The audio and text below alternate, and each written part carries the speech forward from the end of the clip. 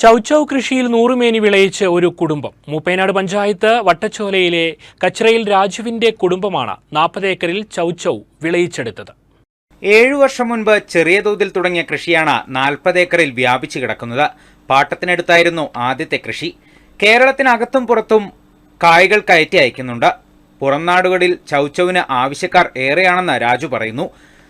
Super മാർക്കറ്റിലേക്കാണ് അധികവും കയറ്റി അയക്കുന്നത്. മാർക്കറ്റിലെ ഉടമകൾ നേരിട്ടെത്തി ഗുണനിലവാരം പരിശോധിച്ചാണ് കായ്കൾ കൊണ്ടുപോകുന്നതെന്ന് രാജു പറഞ്ഞു.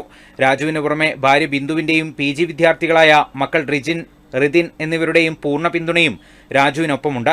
ഞങ്ങൾ ഈ ചൗചൗ എന്ന കൃഷി 7 വർഷം മുന്നേ തുടങ്ങിയതാണ്. ഇത് 1 ഏക്കറിൽ തുടങ്ങി ഇന്ന് ഞങ്ങൾ വികസിപ്പിച്ച് 25 ഏക്കറോളം കൃഷി ഉണ്ട്. കൂട്ടായ പ്രവർത്തനത്തിന്റെ വിളവാണ് ഈ 100 മേനിയെന്നും രാജു. അരവിന്ദൻ, വയനാട് വിഷൻ, മൂപ്പേനാട്. കൂടുതൽ വാർത്തകൾക്കും വിശേഷങ്ങൾക്കുമായി